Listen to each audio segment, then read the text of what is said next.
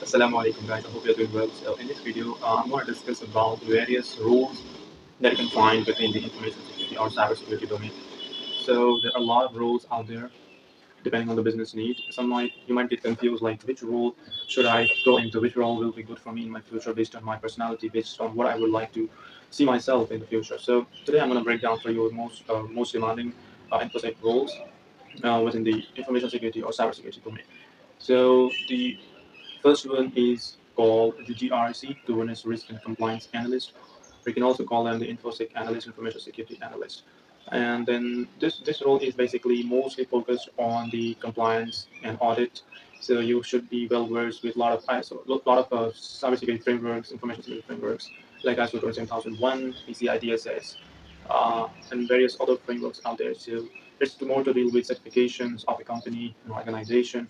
So it's more of a very focused, document focused role. So your objective would be to ensure that you have good policies in place. You ensure the policies are, disseminated within the organization. There is audit going on. Taking care of the audit, engaging with external auditors as well to ensure that your companies have all the requirements, all the business certification that is needed to assure your clients and customers who are purchasing your services or products. So it's more to deal with legal compliance and a lot of policy-based kind of role. So in this role, it's not much of a technical role. So even if you do not know much of technical roles, that will still land your job as long as you have the basic understanding of cybersecurity frameworks, you have good communication skills, and as long as you have these skills, you should be good to go. So these role does not involve a lot of technical skills. So this was the GRC roles. As far as getting into this role, it's very easy. You can get into it as long as you have basic information security certifications or you have skills, good communication skills, good foundation knowledge of information security, and so these are the skills which is needed to get started into. And the competition is very less because it's a very stable job because every company requires people to need a small function group of people in their organization to ensure that they are meeting all the cybersecurity requirements, legal requirements out there. So they require people, these kind of people, to ensure that these processes are being taken care. So this is one of the very not so much popular role, but it's a very demanding role. And this is not going to be going so.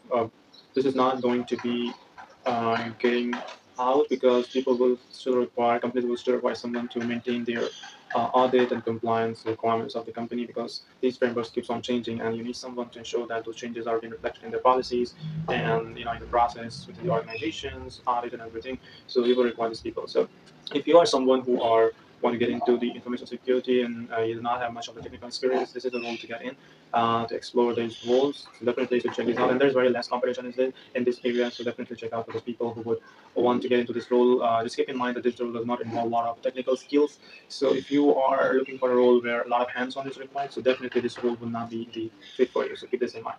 So this was all about GRC role.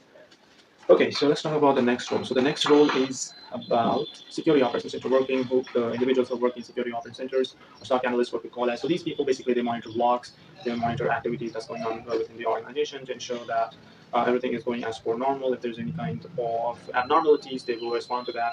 So they are basically the protector of the organization. They monitor all the alerts and everything to ensure that the company is working as normally. And if there is any kind of attacks or any kind of alerts, then they look into those and ensure that these things are taken care. So SOC analyst is a mid-level technical skills required. You just know a little bit of Windows logging and a little bit of scripting and some of the SIEM tools out there like QRadar. Then you have the SIEM tool, various Splunk. A lot of new tools are coming up like tables and all. So you just have to knowledge of the SIEM tool, and then alerting, triaging. All these skills are needed to be good uh, to be excellent in this role. So this is also a good opportunity if you are interested in somewhat protecting the organization from the bad guys who are trying to hack into an organization. So you can look into the alerts and protect the organization. So this is something is a very good role. So if you are looking into this role, then definitely you should check this out. Now this is not a it's a little bit of a hands-on role, so you still require some kind of skills, and the demand is very huge. It's very huge in this role. The demand is even more than the GRC, I would say, because there's always lots of openings coming in for this kind of for analyst or analyst role. But on the con side, that you might have to work in shift in rotations. That will be a challenge for someone, especially you might get bored because your brain seems to get a little bit dodgy when you see a lot of false positives coming in your way, and you have lots of alerts to respond to basically they don't deeper onto those kind of alerts to see if this is really something that which is of concern for the organization. So a lot of positive tuning is required. So sometimes it get a toll on your mental health. So some of the cons, that is something you should know about. But it's also a very cool job. It's a very lot of demand. Every organization needs someone who can monitor, who can assess and see that they are doing absolutely fine. If there's an issue, then they will have to respond to it. SOC analyst is a very core demanding InfoSec role within the InfoSec role of cybersecurity, as you can say. And then the next role I would discuss is the penetration testing role. Now, this role is basically it's not that in demand because of the regulation, because only PCI DSS is the only regulation which kind of mandates this for any organization who's dealing with payment card data. So they have to be compliant with PCI DSS, and so as for the PCI DSS framework requirement, it mandates the doing of this penetration testing against your organizations, against your scope of the system. And so penetesting is mandatory here. So, but there are not a lot of frameworks or would say frameworks which basically mandates it. So there's not a lot of huge demand, very few. Some organizations do as part of their assessment and compliance, but the demand is not as huge compared to the SOC analyst or the GRC, because this is born from the attacker side. It's like you are acting as an attacker, you're trying to breach an organization to see what potholes or holes that is there, weakness that are there, and then you go ahead and remediate it. So it itself is it's not a very demanding role, and also this area is very saturated because it has a lot of competition, and because of the Hollywood and the media, they portray this hacker as someone who breaches the organization, and so more and more people are learning these skills. It's very highly saturated role, and so you find a lot of professionals trying to compete for the same position. And so if you want to be in this role, if this is something what you want to do, then definitely you can do. You can get a certification like OSCP, Offensive Security Certified Professional, which is in high demand, and it is it's like a license to get into the penetration testing world. If you can get this certification, then you'll have the upper hand in gaining the interviews and getting into this role. It will be very helpful for you if you get this OSCP certification, because this is almost used as a litmus test to test whether you are in the penetration testing tester or not. So not much demand, but you can also work as a freelancer if possible. But it's very highly technical. It's super technical. You have to know a lot of tools and base techniques to basically conduct the penetration testing. So it's very technical roles, and it's very demanding roles as well. But you have to be really super good. It's not being a friendly role that you can get into. You can get into this role if you have the certification, you have the right experience, then definitely you can get into this role. So these were some of the top skills. These are the top areas of information security, which are you would definitely find these kind of roles if you're looking for a job. So just one thing I want to give you a bonus point here is that just don't go by the names, because names is very misleading. It's kind of confusing sometimes, especially in this role. Just look at the description, job description, what exactly the job description is asking you to. And based on that, you can definitely find that your majority of the cybersecurity jobs will either fall in the example which I have told you. If it is to deal with a lot of cybersecurity frameworks, like Azure Instance 1, PCI, SOC 2, or any other frameworks, then most likely this is a more of an InfoSec analyst role, more of a GRC role. And if you find that the job description mentioned about a lot of EDR, firewalls, a lot of antivirus tools or SIEM tools, if it mentions logs, Windows, and all these things, then most likely this is a SOC analyst kind of role. And if it mentions penetration testing rules, that will include a lot of skills related to OSCP, thin, thick line penetration testing tool assessment. So these kind of things, if this job doesn't mention this, then more likely this is a pen test role.